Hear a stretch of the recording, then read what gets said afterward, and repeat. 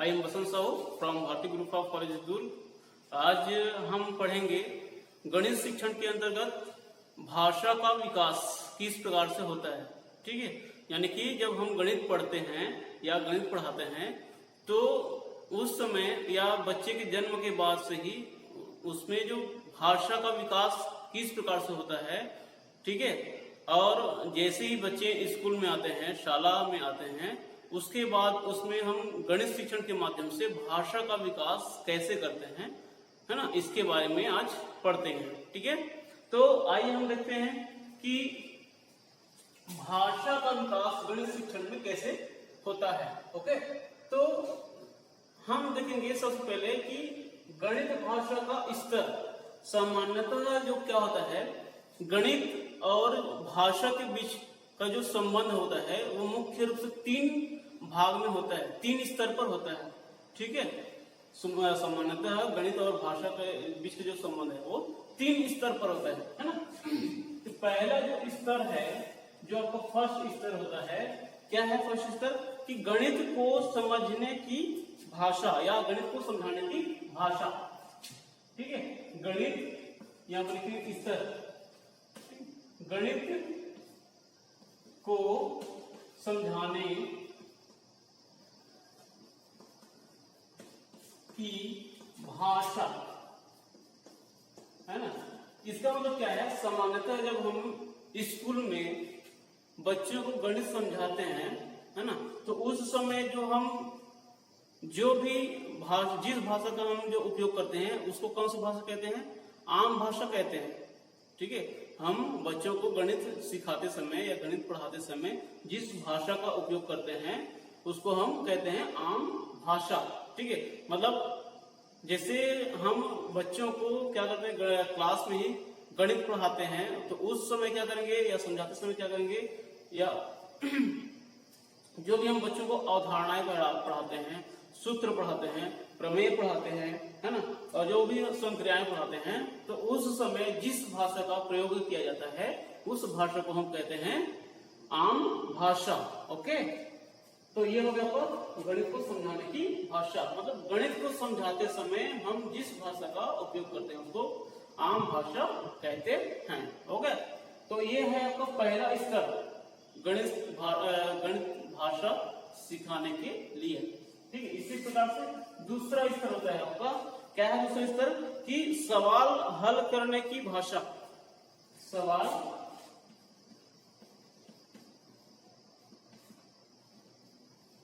हल करने की भाषा।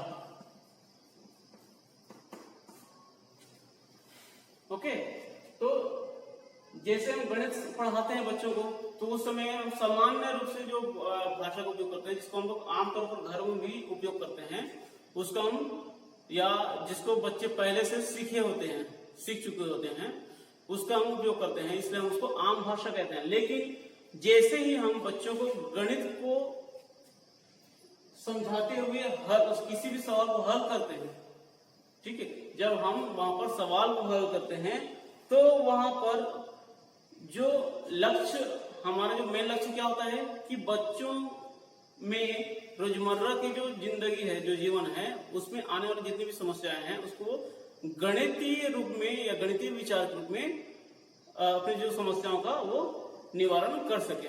ठीक है, तो ये हमारा मेन उद्देश्य होता है। तो इसी प्रकार से जब हम किसी भी सवाल को हल करते हैं तो उस समय जिस भाषा का हम उपयोग करते हैं उसी भाषा को जो बच्चे हैं वो आसानी से समझते हैं, अपने अंदर वो ग्रहण करते हैं उसको, और उसका उपयोग वहां पर करते हैं अपनी रोजमर्रा के जीवन में आने वाली जो भी समस्याएं हैं उसको हल करने में वो आसानी से उसको गणितीय रूप में या गणितीय विचार वहां पर अपने प्रकट कर सकता है। ठीक है, मतलब जो भी समस्याएं होती है वो गणितीय रूप से आसानी से उसको हल कर सकता है। ठीक है, क्यों हल कर सकता है, क्योंकि जब हम किसी भी सवाल को समझाते हैं तो वहां पर क्या करते हैं, कहां पर प्लस आएगा, कहां पर माइनस आएगा, कहां पर हम उसको घटाते हैं, कहां पर जोड़ते हैं, किसको हम कैसे भाग देंगे। ठीक है, यानी कि किसी भी टुकड़ों को जैसे एक क्या बोलते हैं, एक कॉपी है, ठीक है, और एक कॉपी को हमको क्या करना है, 4 लोगों को बांटना है। तो कैसे बांटेंगे उसको, एक कॉपी को हम 4 भाग में बांटेंगे। ठीक है, तो ये तो संभव नहीं है। क्यों? क्योंकि एक ही कॉपी तो एक है, जब हम उसको 4 टुकड़ा करेंगे तो वो किसी के काम नहीं आएगा। ठीक है, लेकिन जब हम यह कहेंगे कि एक रोटी को आप 4 बच्चों को बांट दिया, 4 लोगों को बांट दिया, तो क्या करेगा वो? एक रोटी को 4 भाग में बांट देगा, 4 बराबर भाग में वो क्या करेगा? बांट देगा, उसको विभाजित कर देगा। ठीक, क्यों आसानी से कर सकते हैं? क्योंकि हम उसको क्लास में पढ़ा चुके रहते हैं कि किसी भी वस्तु को या किसी भी संख्या को आप कैसे बराबर भाग में बांट सकेंगे। ठीक है, या हम यह कहेंगे कि ये जो एक रोटी का जो भाग है, यहाँ पर 3 भाग यहाँ पर दिख रहा है। ठीक, अब ये कहेंगे कि बच्चों का यदि हम पूछेंगे कि इसमें कितने भाग, रोटी का ये कितना भाग है, तो कितना भाग है रोटी का? ये 3 भाग है। ठीक, तो उसका एक भाग कहाँ गया? एक भाग को हम यहाँ पर ऐसे जोड़ सकते हैं, बराबर बराबर उसको हम जोड़ सकते हैं। ठीक है, तो ये हो गया आपका सवाल हल करने की भाषा। मतलब जैसे जैसे हम सवाल हल करते जाते हैं और उस समय जिस भाषा का उपयोग करते हैं, जिस भाषा का हम प्रयोग करते हैं, उसी भाषा को बच्चे आसानी से समझते हैं और अपने रोजमर्रा की जो समस्या है उसको हल करने में उसकी सहायता करती है। ठीक है, ये हो गया आपका दूसरा स्तर। इसके बाद देखें तीसरा स्तर, गणित बतौर एक भाषा। गणित बतौर एक भाषा।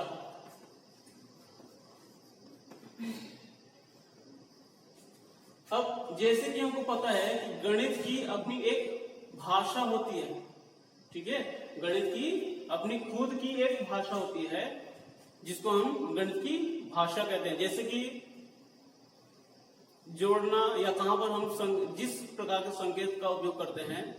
ठीक है, जैसे कि हम कहेंगे कि 2 में 4 को जोड़िए, तो 2 में 4 को जोड़ेंगे कैसे जोड़ेंगे? 2 धन 4 लिखेंगे ना भाई, बराबर 6।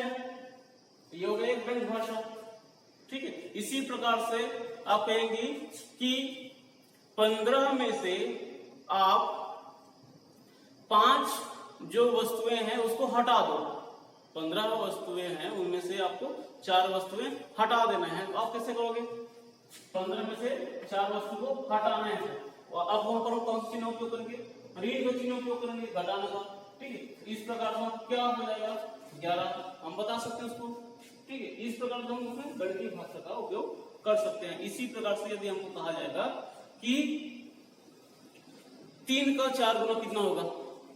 ठीक है, 3 का 4 गुना कितना होगा? या अगर हमको किसी भी वस्तु को लाने के लिए कहेगा, मान लो 1 क्विंटल धान है और हमको कहा जाएगा कि उसके हमको 4 गुना हमको और धान चाहिए। ठीक है, 1 क्विंटल धान है, उसके हमको 4 गुना और धान चाहिए, तो हम क्या करेंगे? क्या करेंगे हम वहां पर? 1 क्विंटल में से 4 क्विंटल को गुणा कर लेंगे, तो इस प्रकार से वहां पर क्या आएगा? 4 क्विंटल आ जाएगा। ठीक, 4 गुना हमको लाना है तो क्या करेंगे? तो 4 से गुना कर देंगे। ठीक, इसी प्रकार से भाग करना है तो भाग भी उसको आसानी से कर सकते हैं। इस प्रकार से हम कहेंगे कि बच्चों में गणित का जो भाषा है उसका विकास कैसे होगा? उसका विकास कैसे होता है? हम कक्षा में पढ़ाते समय, बच्चों को पढ़ाते समय उचित गणित की जो भाषा है उसका उपयोग करेंगे। ठीक है, जिससे वो अपनी जो आम जीवन में उसका उपयोग आसानी से कर सके। तो इस प्रकार से हम देखेंगे कि गणित का ही एक अपना भाषा होता है, एक विशेष भाषा होता है। ठीक है, वह भाषा कैसा होता है? प्रतीकात्मक होता है, सांकेतिक होता है। ठीक है, संख्यात्मक होता है। ठीक, या व्याकरणबद्ध होता है। तो इस प्रकार से हम कह सकते हैं कि गणित का भी एक अपना भाषा होता है। ठीक, कैसा भाषा होता है? गणित की भाषा सांकेतिक होती है, संख्यात्मक होती है और व्याकरणिक होती है। ओके, तो ये 3 स्तर होते हैं। किसका 3 स्तर है? ये गणित और भाषा के बीच में संबंध का 3 स्तर है मुख्य रूप से। ओके, अब इसके बाद हम पढ़ेंगे गणित समझाने में भाषा की भूमिका। गणित समझाने में भाषा की भूमिका। देखो, जैसे कि अभी आपको बताया है कि जब बच्चे स्कूल में प्रवेश करते हैं, ठीक है, प्रारंभ में जब बच्चे स्कूल में प्रवेश करते हैं तो कुछ भाषा को वो अपने पहले से सीख चुके रहते हैं, ठीक है, अपने वातावरण से या अपने परिवार से वो पहले से सीख चुके रहते हैं, ठीक है, जिसका उपयोग अब हम क्या करेंगे, बच्चों को कक्षा में पढ़ाते समय करेंगे। अब कक्षा में पढ़ाते समय उसका उपयोग कैसे करेंगे कि किसी भी सवाल को पढ़ाते समय सर्वप्रथम हमको उन्हीं भाषाओं का उपयोग करना है जिस भाषा को बच्चे पहले से सीख चुके रहते हैं, ठीक है, जिससे वो जो सवाल है वो बच्चों को समझने में आसानी हो जाता है, ठीक है। आमतौर पर जो बच्चे जो भी भाषा सीखे रहते हैं उन्हीं भाषाओं का उपयोग हम उनको किसी भी सवाल को हल करने के लिए करते हैं, ठीक है। तो इस प्रकार से कि गणित समझाने में भाषा की भूमिका, कि जब हम गणित को समझाते हैं तो उस समय हम भाषा का उपयोग करते हैं, क्योंकि बिना भाषा का हम किसी भी अपने जो विचार है वो दूसरे तक नहीं पहुंचा सकते, ठीक है, किसी भी विचार को हम एक दूसरे तक नहीं पहुंचा सकते जब तक कि हमको भाषा की जानकारी ना हो, ठीक। इसी प्रकार से क्योंकि अभी बताए हैं कि गणित की अपनी एक भाषा होती है ना, गणित की अपनी एक भाषा होती है, लेकिन क्योंकि गणित की भाषा क्या होती है, सांकेतिक होती है, संख्यात्मक होती है और व्याकरणिक होती है, तो उन तीनों को जोड़ने के लिए हम क्या करते हैं, सामान्य रूप से जो भाषा का हम आम तौर पे आम जीवन में उपयोग करते हैं उसका हम वहां पर बीच बीच में प्रयोग करते जाते हैं, ठीक है। किंतु परंतु इसलिए जबकि इस प्रकार का जो भाषा है उसका हम प्रयोग गणित समझाने के लिए करते हैं, ठीक है। ये होगा पर गणित समझाने में भाषा की भूमिका, भाषा की बहुत ही महत्वपूर्ण भूमिका होती है गणित समझाने में, बिना भाषा के हम गणित को नहीं समझा सकते, ओके। अब यहाँ पर देखो हम देखेंगे कि भाषा का उपयोग कैसे करेंगे। देखो इबारती सवाल, यदि हमको बच्चों में भाषा का विकास करना है तो जितना ज्यादा हो सके बच्चों को इबारती सवाल देना चाहिए और या इबारती सवाल पूछना चाहिए, ठीक है, क्योंकि इबारती सवाल कैसा होता है, किस प्रकार के सवाल को हम इबारती कहेंगे, शाब्दिक रूप से, ठीक, शाब्दिक जो भाषा रहता है या शाब्दिक जो सवाल रहता है, जैसे कि राम की आयु श्याम की आयु से 5 वर्ष बड़ी है तो राम की आयु कितनी होगी, ठीक, ये होगा। इस प्रकार का जो सवाल रहता है उसको हम बोलते हैं इबारती सवाल, ठीक है। तो इस प्रकार के सवाल में भाषा का उपयोग सबसे अधिक होता है, ठीक है। इसी प्रकार से यदि हम कहेंगे कि राम के पास 10 क्या है पुस्तकें हैं, उन 10 पुस्तकों में से यदि राम ने 5 पुस्तक श्याम को दे दिया, 2 पुस्तक रामू को दे दिया, तो राम के पास कितना पुस्तक बचा है। तो इस प्रकार के जो सवाल है उससे बच्चे आसानी से सीख सकते हैं, किसको सीखेंगे, गणित की जो भाषा है उसको, और बच्चों में जो गणित का भाषा का जो विकास है वो आसानी से हो जाता है, ठीक है। भले ही बच्चों को शुरुआत में इबारती सवाल समझ में नहीं आए, ठीक है, क्योंकि जो इबारती सवाल होता है उसमें सिर्फ शब्दों का ही उपयोग होता है, सिर्फ शब्दों का ही उपयोग होता है और उन शब्दों को हमको सांकेतिक रूप में लिखना होता है, सांकेतिक रूप में लिखना होता है, ठीक। तो जो हम जिस भाषा को हम सांकेतिक रूप में लिखेंगे वो क्या होगा, गणित की भाषा हो जाएगा, ठीक। तो इबारती सवाल को जितना ज्यादा हो सके, जितना अधिक हो सके बच्चों को पूछना चाहिए, बच्चों को गृह कार्य में देना चाहिए, जिससे वे आसानी से अपने दैनिक जीवन में उसका अधिक से अधिक उपयोग कर सके, ठीक है। ये होता है इबारती सवाल, ठीक है। जैसे कि दूसरी क्लास के बच्चों को हम यदि पढ़ाते हैं, ठीक है, यदि हम दूसरी क्लास के बच्चों को पढ़ाते हैं, या जैसे कि 2 भाई बहन हैं, अब एक जो भाई है उससे ये टेबल टूट जाता है, ठीक है, टेबल टूट जाता है। अब वो जो भाई है वो अपने बहन से बोलता है कि जाओ एक बढ़ाई ढूंढ के लाओ जो इस टेबल को जोड़ सके, ठीक है। तो वहां पर उसकी जो बहन क्या बोलेगी कि भैया इसको जोड़ना नहीं है ना, टेबल को जोड़ना है, तो मैं जोड़ने का जो विधि है, जोड़ने की जो प्रक्रिया है उसको स्कूल में पहले ही पढ़ चुकी हूँ। ठीक है, तो लाइए इस टेबल को मैं ही जोड़ देती हूँ। ठीक, तो वहां पर इबारती सवाल आया क्या? नहीं आया है। ठीक, वहां पर इबारती सवाल नहीं आएगा। लेकिन जैसे ही मैं कहूंगा कि राम 312 में आप 47 को घटाइए, कम कर दीजिए। 312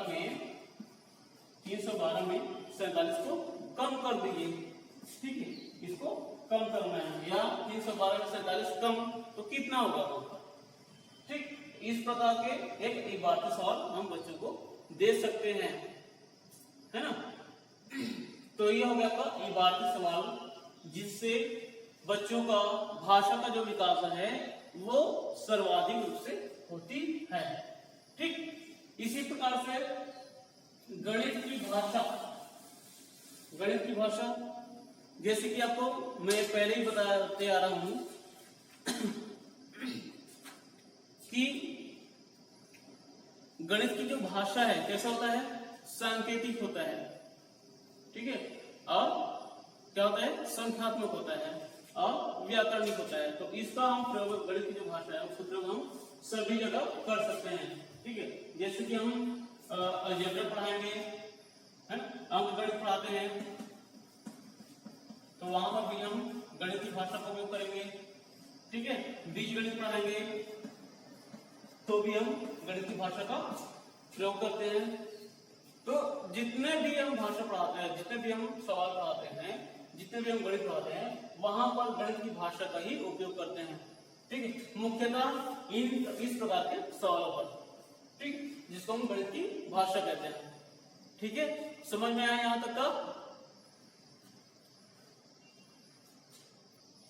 तो इस प्रकार से हम कह सकते हैं कि गणित की या गणित शिक्षण में गणित भाषा का विकास को पढ़ाने का हमारे उद्देश्य क्या होता है कि इससे भाषा का विकास को पढ़ाने से जो बच्चों में आम भाषा की जो भूमिका है वो समझ में आ जाता है, आसानी से समझ में आ जाता है ना। इसी प्रकार से बच्चों को इबारती सवाल को बताने से उनमें भाषा का विकास और उनके जो वर्णन करने की जो विधि है उनमें बहुत सारे सुधार आ जाता है ना। और इसी प्रकार से हम बच्चों को बताएंगे तो इस प्रकार से वो गणित की जो भाषा है उसको आसानी से समझ सकता है, जिसका वो अपने ही जीवन में आने वाली जो समस्या है उसको गणितीय रूप में आसानी से उसका मूल्यांकन कर सकते हैं। ठीक, समझ में आया तक का? Okay, thank you.